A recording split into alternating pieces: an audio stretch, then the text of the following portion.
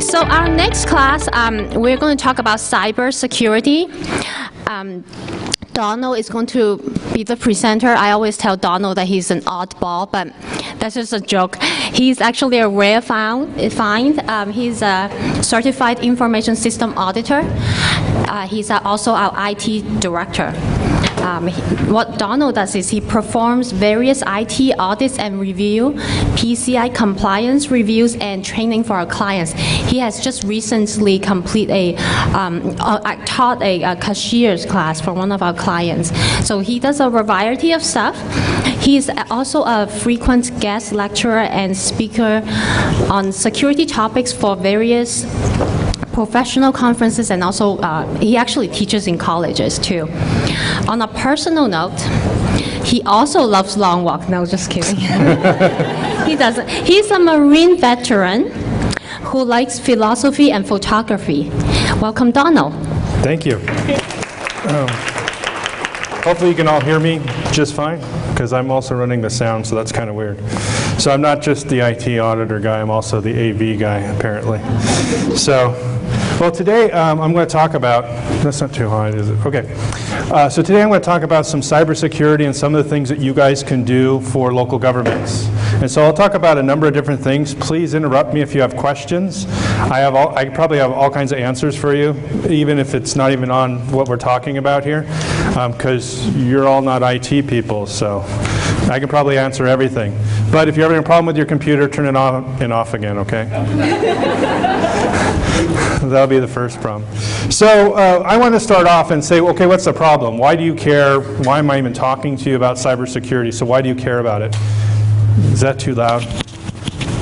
I'll move it down a little bit. There you go. I have a tendency to have a loud voice because I already speak it normally. So the problem is we have people like this out there. This Albert Gonzalez guy. He doesn't look too smart, does he? He looks like a schmuck. Anyways, he's responsible with some other compatriots that he had for all the different hackings that happened to all these different companies. So you probably heard about Heartland. That was a big one before Target came out, so you may have heard of that one. But Barnes & Noble, Office Mac, Dave & Buster's, Boston Market, Forever 21, DSW. You or your kids may shop at some of these stores, right? So these are all places we all know, and it's schmucks like him that are breaking into those places to try and get your information. Now, most of the time they're looking for credit card numbers, but that's not always what they're looking for. It just depends upon what information you might have that they might find useful. Also, they may just not like you, right? So we had one city whose website was hacked to put up some political statement, right? So there's even things like that that can happen that aren't necessarily going out to try and get money or anything like that. So there's other types of things that we have to worry about. So we look at statistics every year for risk management purposes, like what are, where are all these breaches coming from? You know, if we know where they're coming from, then we know how to address them sometimes, right? So now you guys are all accountants and pretty smart, right? So this doesn't add up to 100%, right? I hope you all get that. So that means that sometimes it's an external person, but also someone inside is helping. That means that there's internal and external sometimes. If you say caused by insiders, and this was from the 2010 data breach, almost 50% of the breaches are related to somebody inside the organization. So your staff. Now, this isn't all malicious. Sometimes it's the staff making a mistake, right? I had a city that called me frantically one Friday night when I was at school picking my kids up from school because they just had a breach. Their system had emailed everybody who had purchased something on their class system. You know, it emailed everybody's username, or everybody's credit card number and what they bought, the expiration, all the information. So, and that was an employee accidentally checked a box, right? And then it sent out, to send out the receipts to say, hey, here's your receipt, but here's everybody else's receipt too. And here's everybody's credit card number too. Luckily, they didn't have too many transactions that day, so it was just a minor thing, and I told them what I standard tell them. I said, okay, what's your incident response plan? And they looked at me and said, we don't have one. Okay, so next thing you need to do is call your bank right away, your merchant bank, to find out what the deal is, right? So sometimes it's caused by insiders, and sometimes the insiders just make a mistake. But then sometimes that can end up costing money. I don't know what the final figures for that city were, but they had to pay for credit monitoring for all those people, reissuing credit cards the banks charged them for. So there was some fees that they ended up having to pay. No fines, because it wasn't a breach, nobody broke in, it was a mistake. So the bank levied no fines, which is good. Sometimes the fines are expensive. University of San Diego got, one of their systems got hacked into, and they got charged $5,000 a month until they got it resolved. And it took them a number of months to get it resolved before they could actually fix it. So, and guess what? They don't send you a bill for $5,000. All the credit cards that process go through, you don't get any of the money until they get their fine. So, kind of a bad thing. You want to avoid that. So this, I like to show graphs, right? You guys are accountants, you like graphs. You can make this in Excel. So you have this stuff right here. This shows you going back to 2001 and shows you how many breaches we have, and you can see that it's an upward trend. This is 2010 over here on the right side. And you can see we had like 787 back in 2008, 2010, 319. So it doesn't sound like a lot, but there's a lot of records that were broken in all of these things. So what do you think the trend has been since 2010? Well, you guys have the thing in front of you, so you guys cheat. You're stealing all my wonderful stuff. So the trend has been, remember it was like 700 and something before, now it's 1,281. It's almost doubled there, and then almost doubled, and more than doubled into 2015. We're up to 4,000 a year. So do you think this is becoming more or less of a problem? More of a problem. So is your risk going up or going down? Hey, you guys can all be risk managers. So if we look at the number of records exposed, so how many things did they break out of, right? When they broke into the system, how many things did they get out? In 2011, we had 413 million. We're up to 1.1 billion by 2014, and close to it, you know, 3/4 of it in 2015. So the number of records that are actually being taken is also increasing as the number of those are being hacked, obviously. So how are people typically breaking in? There's all these different types of ways that they can try and break in. The number one way, obviously, is hacking. That's somebody breaking into a computer trying to get the information out, right? There's other ways, like skimming is the next one on that list, and that's where they get into your credit card reader and they put something in there so that when you swipe the card, it sends them the information as well as your bank. So this happens quite frequently at gas stations and other places like that where there's an unintended payment terminal where someone can do that. It's one of the reasons why PCI wants your cashier location to have cameras on it so that they can see if anyone's tampered with it, so that you can go back and look at the video and say, okay, the night janitor, you know, put something on the you know, reader or tampered with it. Now there's a lot of them now that are tamper-proof, you know, and they like won't work if you try to open them and stuff like that. But the criminals are being really smart. They're just replacing them. So they go in and they take out yours and they put in a new one that they've modified, right? So all kinds of weird things. I just did a class for West Side Municipal Water District down in Riverside, and we went through their cashiering process and looked at how they handled credit cards and all that. We found all kinds of issues that were little things that you don't necessarily think of, right? You know, if someone calls on the phone or someone shows up and say, hey, I'm from the bank, I'm here to replace your credit card machine, do you tell them no? Do you find out, you know, does your cashiers know to call the finance director and say, hey, who is this person? Why are they here? Why do they want to change this? Things like that. You don't necessarily think about it. You want to make sure they're trained on those things, because well-meaning employees may be duped. These people are professionals. They know how to lie, right? There's really good books out. Remember Catch Me If You Can? Tom Hanks was in it. That's just one example of, you know, we call that social engineering. But basically, you can lie to somebody to get them to give you information, even their username and password, you know, just by, you know, how they interact with people. So there's those types of things here, and I think they're listed here as well. That's not as often that you're going to see that. If you're a city and you don't have a lot of credit card transactions, probably not as many hackers that want that information are going to be trying to hack into you. But then again, they don't necessarily know how many credit card transactions you have a year, so they may just try to hack you because you might be easy to hack, right? But if you have utility billing, you may have a lot of transactions depending upon how big your city is. So things to look out for. So this is more up to date. This one is from last year. The other one was from 2010. So it's talking about 77% of the incidents that happen are people from outside. They broke it down differently. Instead of just saying internal people, we now say, well, is it accidental? Was it malicious? Or we don't know. The people inside our organization. So notice that the malicious is not quite as high as accidental. So you're more likely to have an employee accidentally expose information that you don't want them to expose than you are to have someone maliciously do it, but they're still there. And then we have a bunch of unknowns here, and when they did the data, they just don't know where it came from. Was it from someone internal? Was it from someone external? So they just put this information out there to say, hey, we had 128 incidents, we don't know where they came from.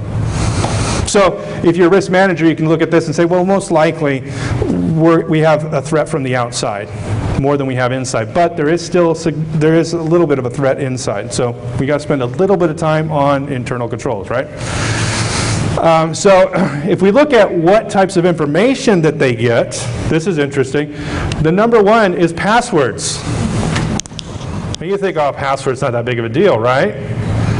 Okay, in the news, maybe about 5 years ago, a city in Southern California got some spyware on the machine. The treasurer was logging into the bank account for the city, and guess what happened? All that information was sent to the bad guys, and guess what the bad guys did with it?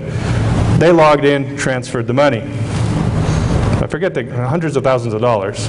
And they got most of it back. But you know why they got most of it back? Not because the city caught it. The bank called and said, this is very unusual. Usually you don't transfer funds overseas. So luckily the bank's fraud department caught it, but still the city should have, somewhere along the line. But first thing is, it was a desktop. It wasn't even the servers we're talking about. The IT people are probably bothering you to death saying, hey, change your password on a regular basis, make sure the antivirus is up to date. That's why. Because I'm sure no city in California wants to lose hundreds of thousands of dollars, right?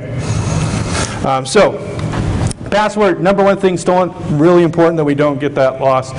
Email, usernames, names, miscellaneous address. Credit card numbers is kind of here in the middle at 12%. Social Security numbers, yeah, you got employees and they have Social Security numbers and people want that information.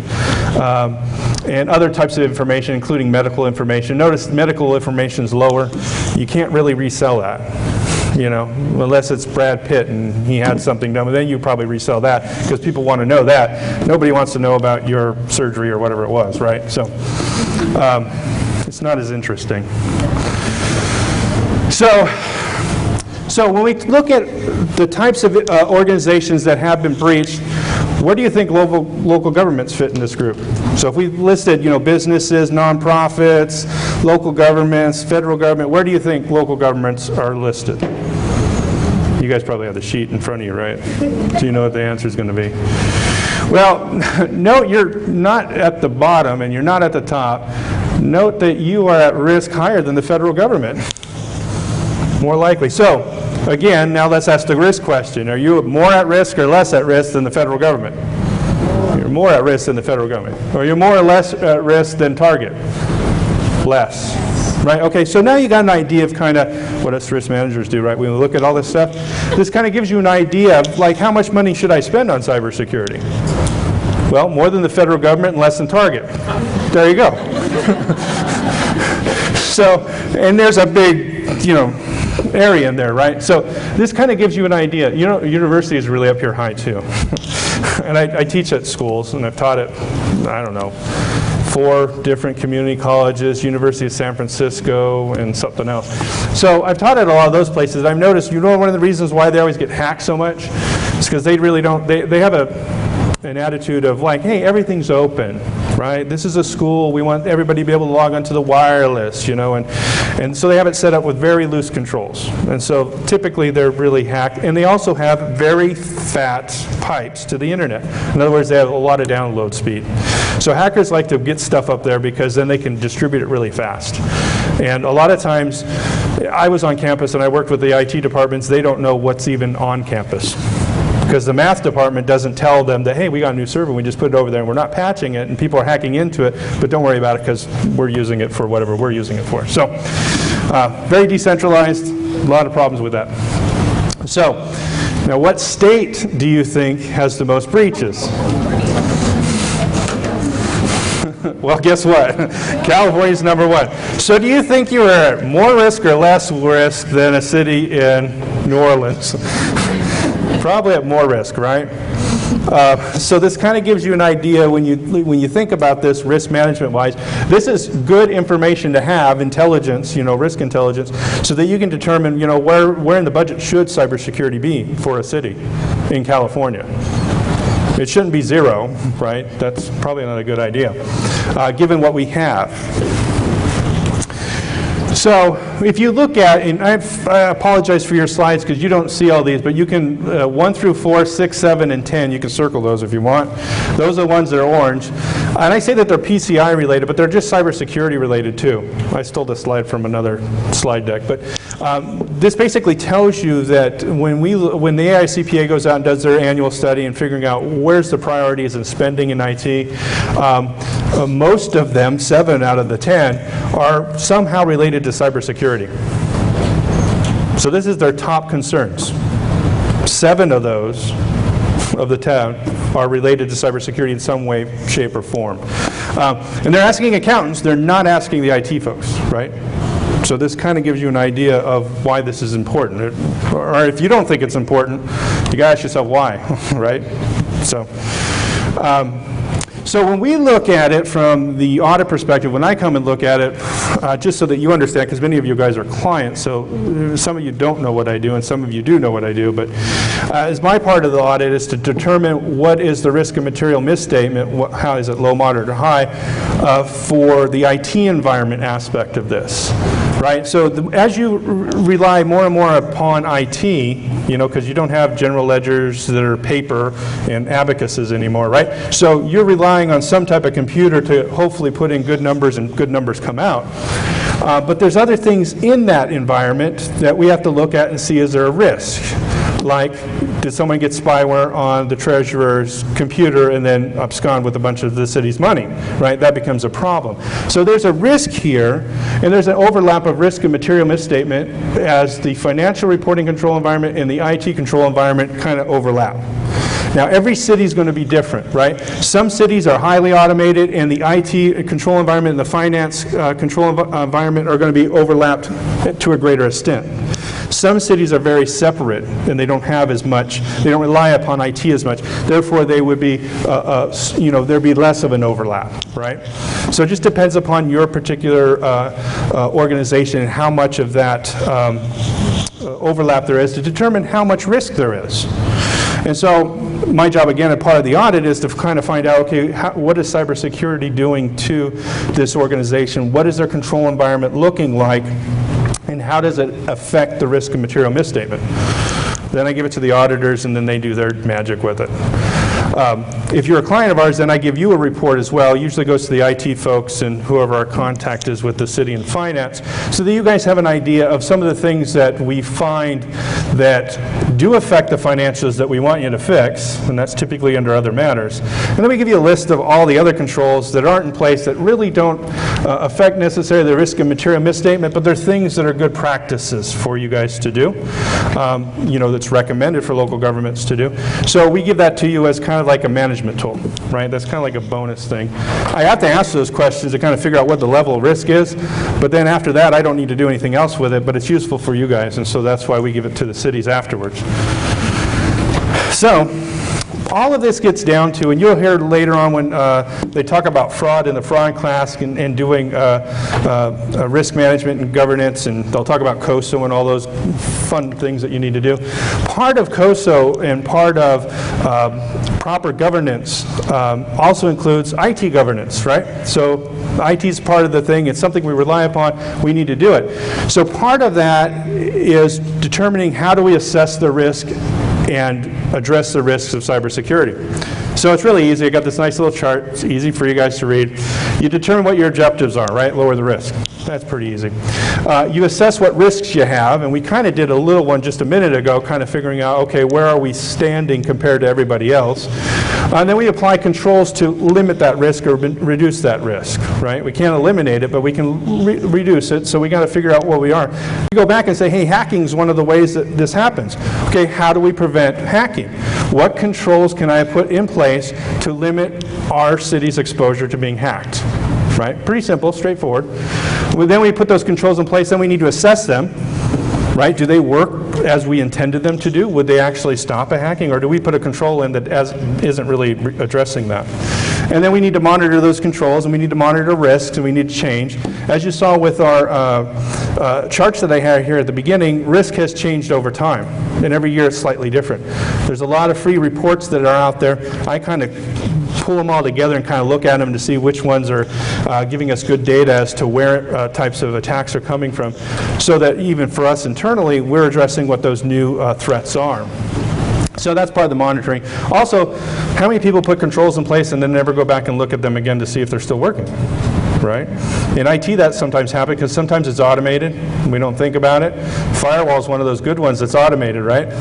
It's supposed to let certain traffic in and other traffic not in, but then, you know, over time, I call them barnacles, things happen to it, people make changes, they don't really remember the changes that they made, then some server disappears and that rule isn't needed anymore, but that rule's still there even though the reason for its existence doesn't still exist, and then it becomes an opportunity for a hacker to get into your system.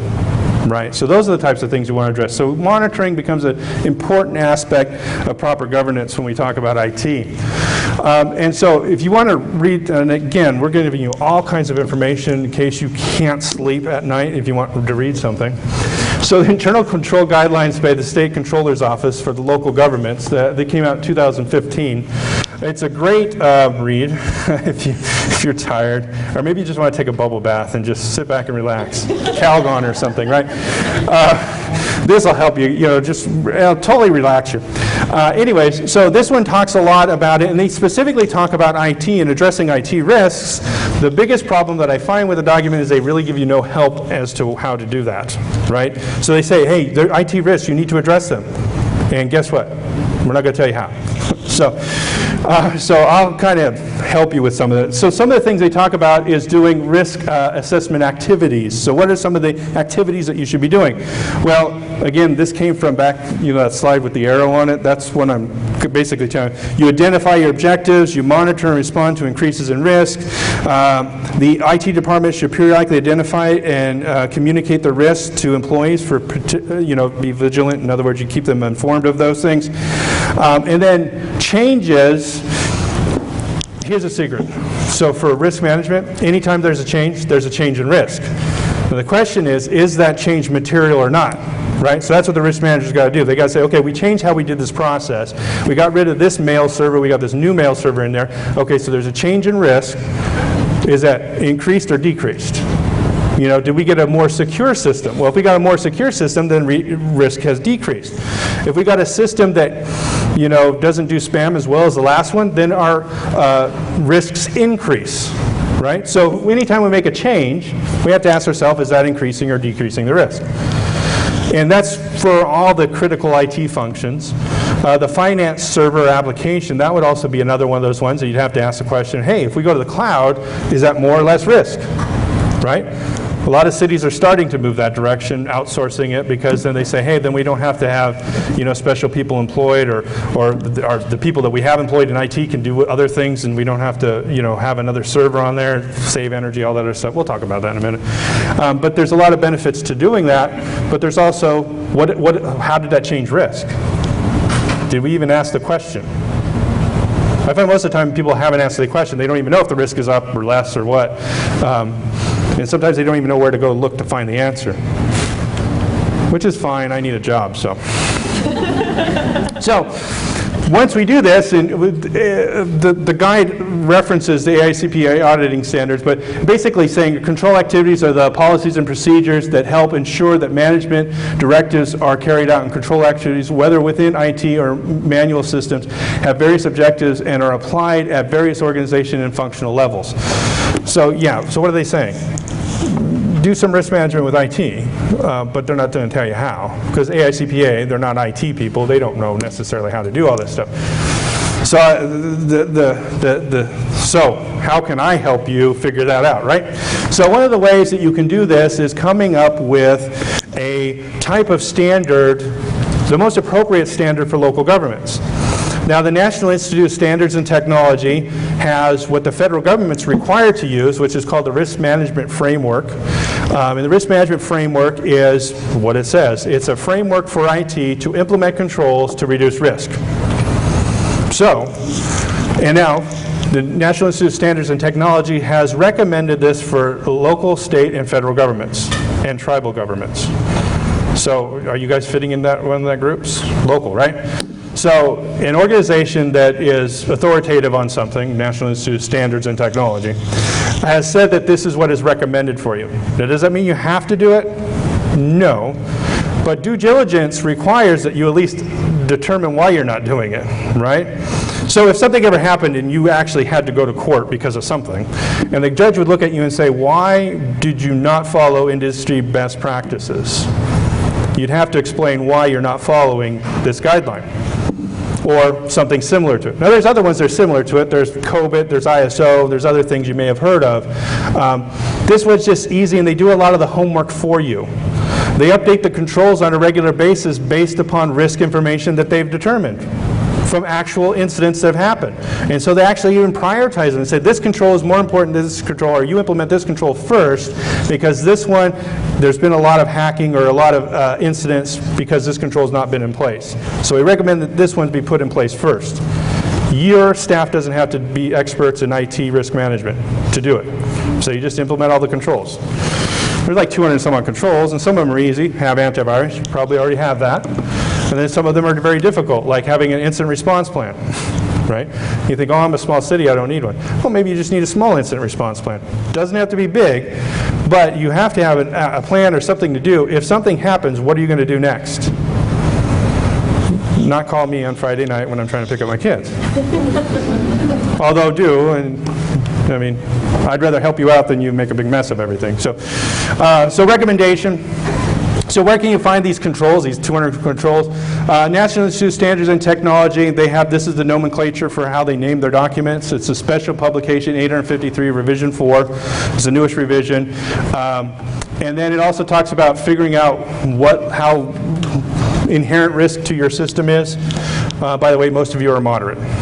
And it goes by the type of data that you have on your system. And all of you have financial data, so that makes you all moderate. And you probably don't have anything that makes you high because you don't have any national security secrets or anything like that, so you're probably not a high system. Or life safety maybe might be a high system. And then low systems, you're not going to, public information would be a low system. So you're probably mostly moderate. And then it says, hey, go back to this document, and it says low, moderate, or high. If you have a moderate system, these are controls you put in. If it's high, then you need more controls. If it's low, you need less. So it saves you money, too, because you don't want to put controls on a system that doesn't need it. And it's called the Risk Management Framework, RMF. It's big business in the federal government because they're all required by law to do this. You're not required by law, you're just recommended to. So that's really nice, huh? They recommend that you do it, and then they're not going to give you any money to do it. Federal government, they say they have to do it, so they give money for it. Or not enough, I don't know. They always complain they don't have enough money. By the way, the state of California uses the same framework. They modified it because some of the controls didn't make sense for local governments because some of them are very federal government specific. In the revision 4, they took all those out. So there's not federal government specific controls or controls that everybody should do. So the state of California is using it, state of Georgia is using it, a couple other states are using it too. So they're taking this recommendation to heart. So again, it's a good idea for you guys. You don't have to think about doing the whole risk management part. They do most of the homework. Makes it a lot easier for your staff. So changing gears a little bit. So I told you about cybersecurity, told you what the threat is. I've given you some ideas about IT risk governance and risk management for IT and what you can do to try and help yourself with that. The next thing I'm going to talk about is, because this is a question I get often, and that is, hey, can we outsource our financial system, and then how does that affect the audit? Does that increase or decrease our risk, or is there anything more that you need, or what should we be doing to do our due diligence before we transition to the cloud? And we can talk about the financial system if you want to move that, but anything that the city has that wants to move to the cloud, you have the same type of questions, right? Maybe slightly different questions, but a lot of these will be the same type of thing. So when I say cloud computing, sometimes people don't know what you're talking about, although that's the new thing. And I knew that it was a new buzzword when my boss came into me one day, he's not here anymore, Scott Mays, and he started talking about cloud this, cloud that, and I'm like, oh, geez. You know, he read it in the Wall Street Journal, and all of a sudden it's a thing now, and it's really not anything new. How many of you have a Yahoo email account? Yeah, that's cloud computing. I mean, so is it new?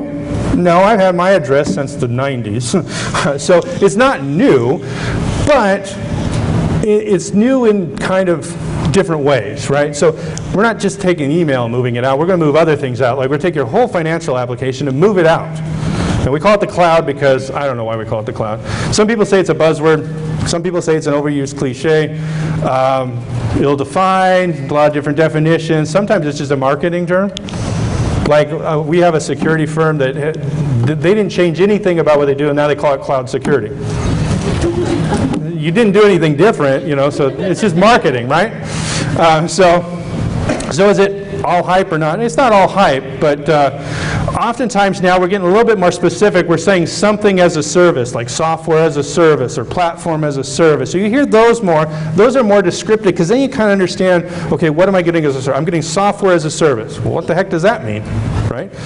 So we have some accounting service clients, and they need to use Quicken, but they don't have it installed on their computers, and we have to run it for them, but they just need to go in and be able to look at it. So we actually have basically software as a service. We actually have, they can log into a website and they can see the application, and they can see the application on their desktop as if it was installed on their machine, but it's not installed on their machine.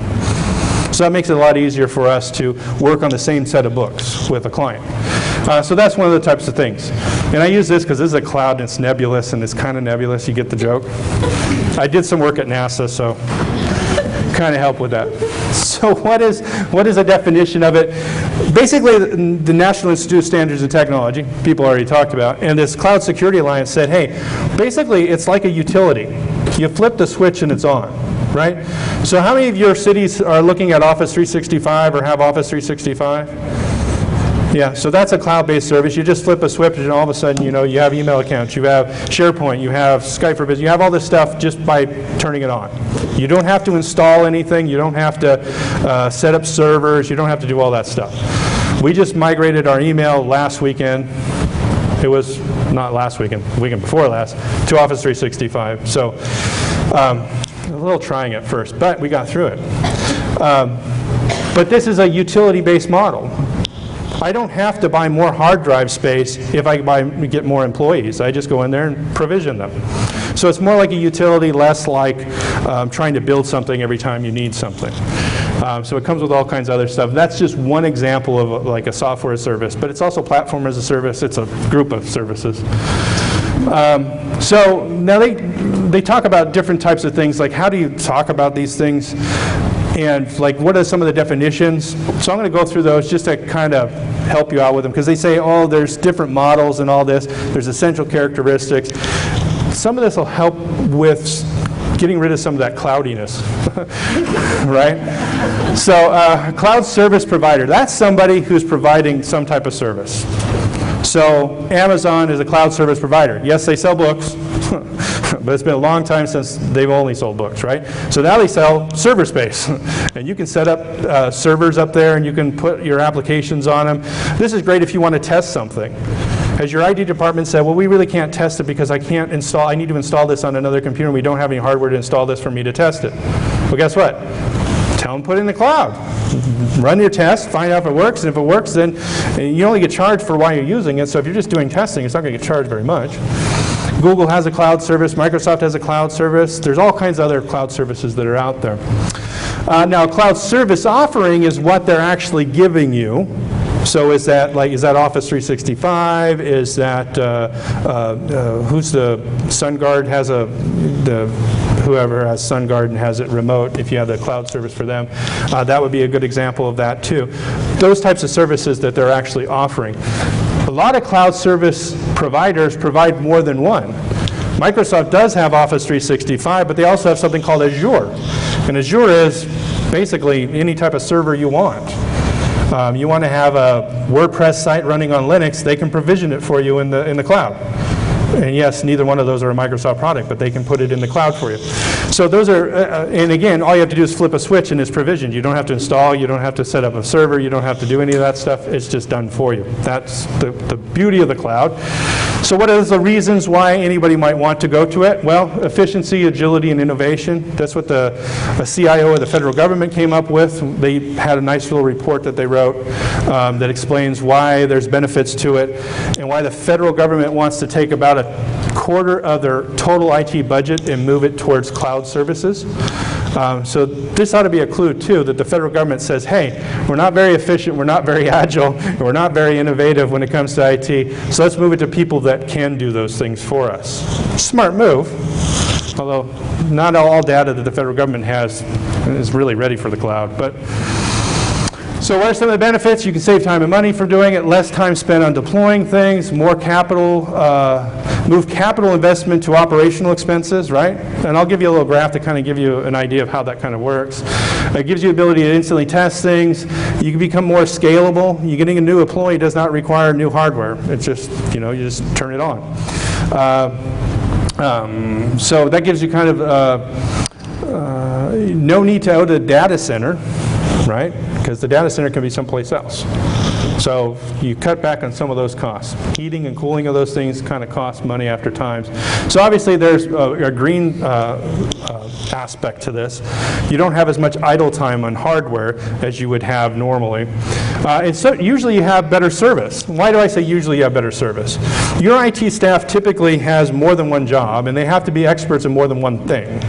Right? They got to be experts in your finance system. They got to be experts at Microsoft Exchange. They got to be experts at the GS software. They got to be experts at the permitting software. They got to be experts in all these things. And so for them, if you could take something off of their plate that they don't have to be the expert of anymore, they don't have to know how to run an Exchange server because it just goes to Office 365, that means that they can spend more time innovating for you or helping you find solutions to things. Because hopefully that's what IT can be doing for you, is finding solutions for you.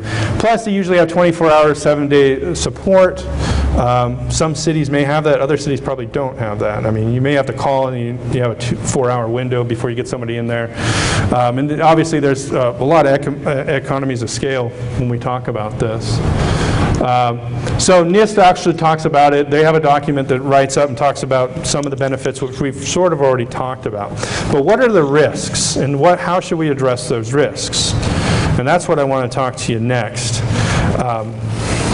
And so I have the cute little things that I say for this. This is by my house, and this is the train tracks, and you see it on a nice foggy day, kind of cloudy, right? You notice you don't see what's coming, right?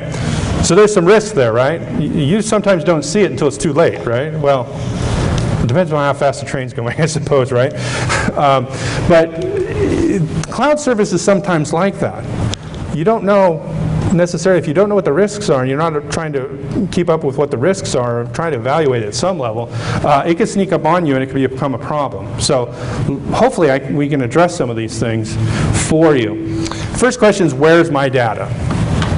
Here's the thing.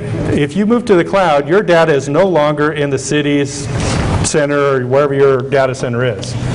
It's now someplace else. And if it's a good service, like Office 365, if you put something in your SharePoint site there, it exists in 7 different locations. 7 different locations at 3 different data centers. Now that's good for business continuity, but where are those data centers, right? So now for local governments, you probably don't have a whole bunch of stuff that you don't care that is in a data center in Canada or something like that. Generally, Microsoft, if you select the government rate, it will be put on servers here in the United States, only in the United States, and doesn't go across the board or anywhere. So there's a benefit to using the government pricing. If you use the government pricing, you're getting a different data center kind of. And they provision you kind of all together, all the local government, all the governments together. And then you're getting the benefit of what the federal government is requiring that Microsoft does for that. So that's what the government pricing gets you. So you have to think about that. What type of records am I going to have, and where are they going to be? In the European Union, they're not allowed to transfer, just by law, they're not allowed to transfer any personally identifiable information of any citizen of the European Union outside of the European Union. So that means that Microsoft by law has to make sure, or whoever it is, their data centers don't leave the EU for clients that have information in the EU. We don't have that requirement here in the United States. So if you go to Amazon, Amazon can put you on a server anywhere. China, wherever, doesn't matter. It's wherever they have a data center. So that may or may not be an issue to you. So depending on what type of data you have, like I wouldn't want to put my HR information up there, just in case, if it was outside the United States. So I like this one. I call it the bad divorce. It's technically called vendor lock. What happens when you get into a system that's in the cloud? How do you get back out? Or how do you move to another service provider if that service provider becomes bad for whatever reason? So how many of you ever got like one of those deals from like Comcast or something like that where it's $49 a month for the first year, and after that it's going to go up 4 different times till it's like $200 a month, right? Now what happens if you get a cloud service and they pull that stuff on you, right? And then you want to change, right? Well, how are you going to change? How are you going to get your data back out of there? So the question you have to ask before you get to the cloud is, if I don't like this and I need to get out, how do I get out? Right? This becomes a really good thing, because otherwise it's going to be a bad divorce, right? You're going to have to deal with all kinds of different things. What happens if the city, for whatever reason, can't pay its bill? Have you read the terms and agreements of most of these providers and what they say will happen if you don't pay within 30 or 60 days? Like a lot of them say, we're deleting it, and you can't recover it, and it's gone. So what do you do about that? So yeah, that fine print, that stuff you got to read. So you want to look at that kind of stuff. You want to make sure and figure out what we're going to do, and then how do I get my data back? What if I just need a bunch of my data? Do they have the ability to like burn it onto a CD-ROM and send it to me? And how are they going to send it to me? How long would it take? What if I had to do a bunch of stuff with it? All these other things. Also, what if you have a request for information from a citizen or something like that? How can you get that information out to get to them, right? In some type of manner. So getting information out, you want to kind of figure out how you're going to do it. And then if you're using a platform, let's say you use Google. If you don't like Google anymore and you want to go to SharePoint or Amazon's or whatever platform service, all the coding that you did to make that work doesn't work in the other systems. So that becomes a problem. Now, if you have something like SharePoint, because you can have SharePoint on-site, you can actually pull it out of the cloud. You can take some of the code that you wrote and you put it on your own SharePoint sites, and great. You can take care of a lot of that and save it for that. But the Google stuff, there is no on-site Google Docs, right? So you're kind of like stuck with them. And if you put like any types of coding in there that, like if you have any process flow automation or anything like that, you put that in there and you want to move to another service, you have to rebuild it in another service. So you just have to know that. And when you get into this, if you don't like it and you need to move, it's going to be a painful move. It may be a painful move, depending on what you've done with it. If you just put files up there and that's all you do, not a problem. You just download the files, you move them to the other place, upload the files. Doing a financial system, obviously, as you know, it's not quite that easy, right? There's a lot of stuff. And then if you wanted to move to another system, you say, okay, June 30, we're going to switch over and we're going to start using the new system. Well, that's great, but how are you going to get historical information? You're going to have to still pay for the old one so you can have the historical information. Now you're paying for 2. And how long are you going to pay for 2? See? Anyways, but if you really love your system and you don't plan to ever leave, trust but verify. Us auditors are always saying that. So before you go to them and start using them, first question I ask is, okay, when do you guys get audited? And can I see that report? And so for some of you that have moved to the cloud, and I've asked your city to give me one of these reports, like a SSAE 16, which is an audit report of the cloud service provider, just to see that they're doing what they're supposed to be doing. Now, I'm as the auditor asking it, but you really as a city should be asking for that and reviewing it and seeing if there's any issues. If they keep on failing their audit, then you need to talk to them. Maybe get a discount or something, I don't know. But at the very least, you need to get on the horn with them and say, hey, why are you failing your audit? Why don't you do background checks on your people? Why you know, because those reports usually say what all the controls are not in places. You can ask them, like, why aren't you doing these things? If you don't fix these things, we're going to need to move to another provider, because we don't want to increase risk by going to you. I thought you knew. So sometimes they're a lot more complicated oftentimes than even your systems in your own network. And one of the reasons why they're more difficult and more complex is because now you have your network, the internet, and their network, and you have your firewall and their firewall, and you got their systems and your systems. Now you got like twice as many computer systems really involved. It's like doubling your stuff. That is your surface risk area, right? So you have to know these things. What about breach notification? If they get breached, are they going to tell you? And when? Do you think in that standard agreement that you sign that they put in there that they're going to notify you right away? I mean, think about it, right? So if they have a breach, how soon do you want to know that they had a breach into your data? Anybody want? Anybody? As soon as possible? 4 hours? 4 hours sounds reasonable? 4 hours?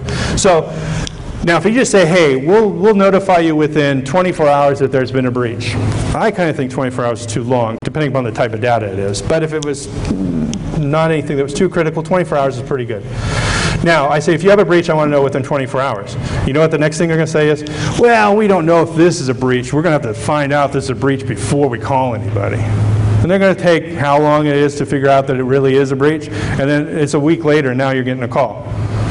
Meanwhile, you already got calls from citizens saying, hey, my information was compromised or whatever, right? So you don't want to be blindsided by any of that kind of thing.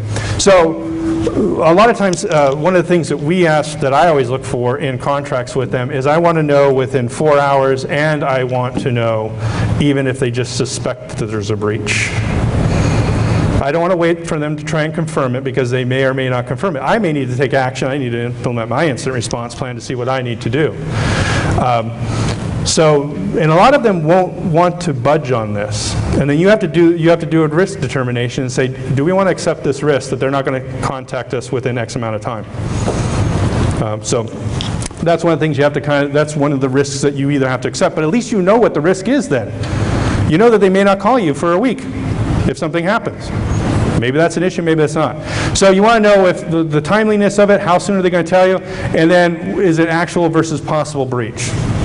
So when you look at the contract, that's one of the things you want to look for. All kinds of things that you didn't think about.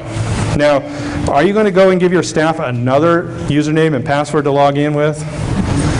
Or do they have the capability of doing what we call a single sign-on? So you sign on once, you sign into your computer at your work, and it also can log you in that same username and password into the cloud service. Most of the cloud services will have some type of function like that. Sometimes you have to pay extra for it. Sometimes it's included. It just needs to be set up. But if you can help your employees not have to remember 50,000 passwords because of 50,000 applications, then they won't be putting it on sticky notes and putting it on their monitors, right? Because I've never seen that as an auditor when I've walked around at any of the city halls. Anyways, I went to one city. I'm not going to name them.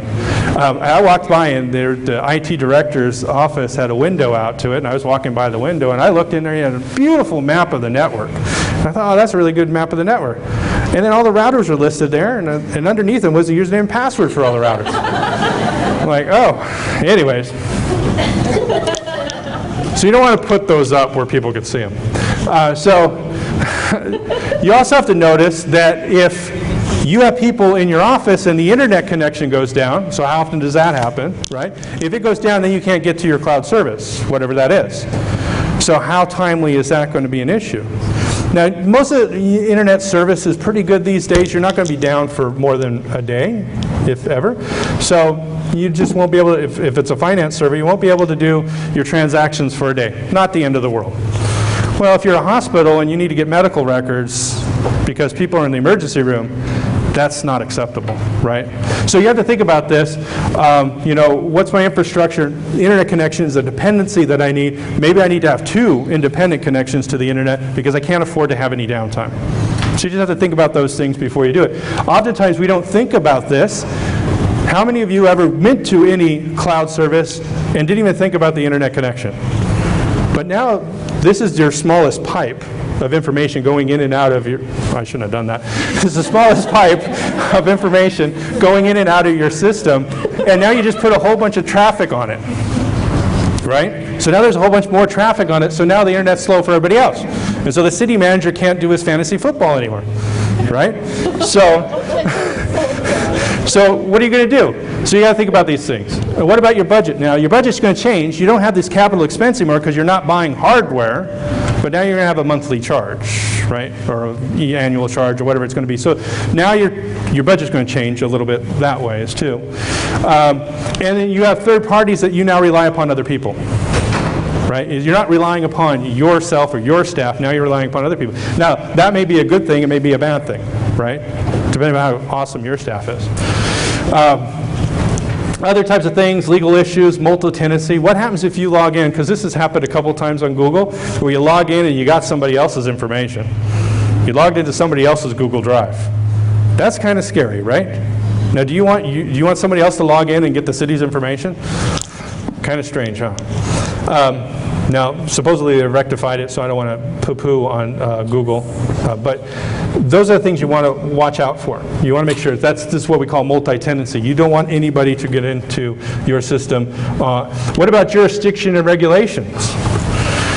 Well, if the cloud service provider is in another state and you have to go do any legal, anything legal with them, you're going to have to follow what law states. Usually in the contract it says the state that they're in.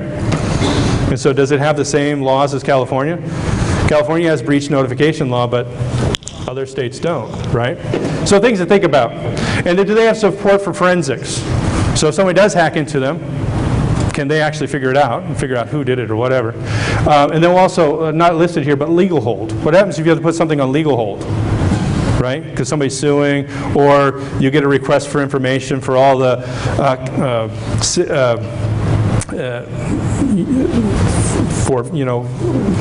every email the mayor sent or something, you get a request for that. How are you going to get that information or something? So like if you get into some of the services, like Office 365, I know a lot about that, so I'm using as an example. I'm not trying to sell it to you. If you use it, they have litigation hold. They have the ability to get the information out, so you can do a search and search everybody's mailbox for certain keywords. So you can do all that stuff that you may need for legal reasons. And the litigation hold has everything it is necessary to be legally used as evidence. So you want that kind of stuff. Clarify. So when they say cloud, what do they mean by it? Who's going to be responsible for what? What are your expectations? What do you expect for uptime? 99.99%. Is there any extra controls that you need to put in place to maybe lower the risk a little bit? What happens when you have a billing dispute with them? Look at that in the contract. And what controls can you have? A lot of cloud service providers give you controls, but one of the controls that hopefully they will give you is the ability to look at the audit logs. So who's touched my server or my cloud service over there? Can I go in there and actually, because I'm always asking, I'm always asking, do you guys have audit logs for your financial system, right?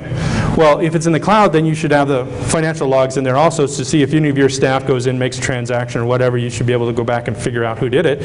But then also, what if their admins from the cloud service provider log in to your system? Is there a log for that? And can you see that log? Can you know whether they've done that or not, right? Every cloud service provider is different. For Microsoft's, it's really easy. It's really good. It's encrypted, and none of their staff can see your information. You have to give them a key. You have to go into the little thing, give them a key so that they can get into it. So you have to grant them access to it. Otherwise, they can't get into it. So that's good. That's the type of service you want, because you don't want them getting into your stuff, because who knows who they hire, right? I don't know. So consider the reputation of the service provider. Do they have a track record of having issues? Or is it, are they a large one? Are they a small one? What's the likelihood of them changing or going out of business? What happens if they go out of business, right? So they're a mom and pop shop, right? Probably not somebody you want to spend, put a line of business application with. So somebody else has been around for a while might be a good thing, because you have all the same vendor supply management issues that you would have anywhere else because it's outsourced for somebody. Well, what happens to them? What happens if their internet goes down? What kind of data center do they have? Because they'll sell you anything, right? So remember New Orleans? One of the things we learned in New Orleans is that a lot of these service providers will oversell what they have. And so when New Orleans happened, all these businesses had to move, and they moved to this off-site location where people had paid to have guaranteed rack space so they could bring their servers back up and continue functioning. Those organizations sold more racks than they had space for. So all these people in New Orleans, there were people that were left, sorry, we are out of rack space. There's no place for us to put you. But I've been paying for this for years. Sorry. We oversold it. Talk about egg on the face, but I mean that's that type of service provider. I want to have some type of guarantees. And then what do you do if that happens? You're going to have to find a backup place to move to. So you want to know that kind of stuff. One thing that might be an interest to you too is what happens if they decide to upgrade? Can you stay behind a version? And how long can you stay behind a version? Now, we're moving to a system, or we're moving very quickly into it. Adobe's already gotten to this point. You don't have a choice on updates. It's choose on update, and if you don't log in, you have to update, and if you don't update, then it's not going to work for you pretty soon. Like within a couple months, it won't work until you update it, because they don't want you running the old software, because old software has vulnerabilities in it. So that's a good thing and a bad thing. The bad thing is you have no control as to when it's going to happen. And now your staff, maybe they need to be trained now because it's different. It's a new way of doing things. Office 365, if you have that, you would notice that the things change. One little thing changes here, one little thing changes here. Next thing you know, if you haven't looked at it in 6 months, a bunch of things have changed. You have no control over that, right? New employee gets started, guess what? They get the new version of Office. What if your application doesn't work with Office 2016? What if you need Office 2010? Right? There's some controls in it. Like Office, I think you can still install Office 2013. You don't have to do in 2016 for new people. But what happens if you have a line of business application that can't run anything other than Office 2010? What do you do then? Right? So you have to kind of plan that stuff out. Whoever you're working with, and there's other things, there's new dependencies, and everybody's trying to keep everything up to date. That becomes a nightmare a little bit too. Compatibility, what will it work with? Most of them are browser-based. Most of them will work with HTML5. If they're not going to work for the HTML5, don't use them. HTML5 is the way everything's going. Java is kind of going away. Flash is kind of going away. ActiveX is kind of going away. Those are all very insecure and stuff. We came up with HTML5. Still not quite here yet. But if they're not working on HTML5, you probably don't want to use them. That'd be one of my questions. Are you going to use HTML5? And then you'll sound smart. They'll think, oh my gosh, these people know IT. We can't buffalo them. The reason why I'm saying that is because these controls, this is just the way that the industry's going. This is the new thing. And if they're not thinking about where everybody else is going, maybe they're not on the ball, right? So those are the things to look for. Know that there's new ways that people can break into you now. Across the internet or whatever, just because there's new things. What about mobile devices? Because a lot of these new software cloud services now have a mobile app that you can now get, right? So you can put that on your Android. Well, how secure is your Android? Well, that's a loaded question, right? How secure is it? Well, we think it's really secure, but it's really not that secure.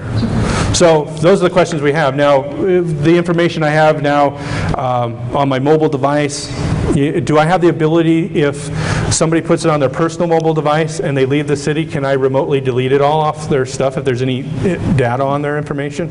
Most of the email services can do that, where you can remotely wipe the phone if they had any email that was city related after they left the city. So those are good things to look for. If you have browser vulnerabilities, now you're relying more on the browser than you ever did before. How many people have a problem with a website that you have to use a different browser for? Like you have to switch to Firefox or Chrome or Internet Explorer or whatever it is. Okay, so now you're going to put something on there that's like an application that's going to run on it. What happens if you have one application that only works on Firefox and another one that only works in Internet Explorer? Right? I have all of them installed on my computer. Why? Because there's different websites and they work differently on different ones. So this is another different issue that you're going to have to deal with if you go to any type of cloud-based services. So service level agreement, you want to have a service level agreement to make sure that you understand or they understand what your uptime, what you expect for uptime. Terms of service, you want to talk about privacy, leasing, breach notification, acceptable use. Like they sometimes have acceptable use. You're not allowed to do this with the service. Well, you need to know what those things are. And limitations on liability. Of course, if you read their thing, you can't sue them for anything, even if they're purposely negligent, right? They put all that in. They do it a lot nicer with legal terms, and it sounds very nice and poetic, but they're basically saying you can't sue us for anything. So you got to watch out for that kind of stuff when you do it. And then who owns the data? Sometimes they say, well, we own the data if you don't pay, right? That's a weird thing in the contract, right? So we can delete it after you don't pay. That's why they're saying that. So you still have your traditional risks. You still have your insider risks. You still have to do access control. You still have to have authentication for all those things and change your password on a regular basis. And you still want to make sure that, you know, when they throw the hard drives away, the information's cleaned off of it. You still have all those same traditional risks that you already had. Some of them, right? Some of them go away because you don't have to worry about your server and if it crashes, having business continuity plan because they have a business continuity plan, right? But there's still these other things that you're going to have to do, access control and stuff like that. So it doesn't go away. So what do you need to do? Plan before you jump into it. Just look at the cloud service provider, look at what they have and what's available, and make sure that you're going to understand the technical aspects, or your staff understands the technical aspects of it, and make sure it's going to meet your security needs, whatever those are. And you want to maintain accountability with them, right? So you want to see that audit report every year from them. You want to know that they're keeping on top of this stuff. And it's not to say that's your due diligence, right? Make sure they're doing their job. If they're doing their job, fine, great. You're probably not going to have any problems, but you want to watch out for it. And NIST and the Cloud Security Alliance has all kinds of guidance. Here's some of those resources right here. So there's all kinds of resources available for you out there. I listed some of them here. You could take that back to your IT staff and say, read this. They'll enjoy that. But if they ever talk to me, I probably told them about it anyways. But just stuff, you know, because if you are ever considering going into the cloud or anything like that, this is things to look at. So without that, I guess I have, is there any questions? Any IT questions? Yes, sir.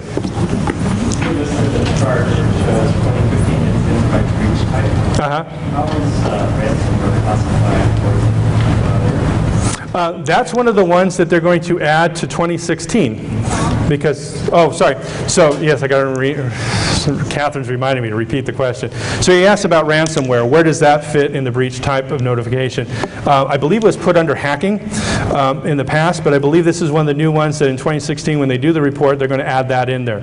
And so anyone that doesn't know what ransomware is, you don't like it. It sucks.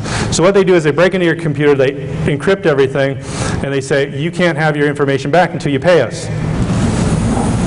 So how often does it work out that criminals ask you for money that they're going to actually fulfill what they say they're going to do, right? The best thing to do, ounce of prevention is worth a pound of cure, right? So the best thing to do is make sure you have some type of antivirus that deals with what we call advanced persistent threats that will make sure that you don't get that in the first place. Because if you get it, even if you pay the person, they may not give you the key to unencrypt it. And they usually use some pretty darn good encryption, like, you know, better than the NSA uses. So then how are you going to decrypt it all? You're going to spend, you know, 4 years trying to decrypt all that information? You may or may not be able to do that. And usually if you need the information within the 4 years, you really do care about it. So you have to be very careful about it. Ransomware is kind of one of those things you want to avoid because you don't want to get it. But yes. That was off the point. But the point is that they're going to add it in the future to the thing. Any other questions? Any IT questions? Credit cards, you have no question about credit card security? I just asked just in case.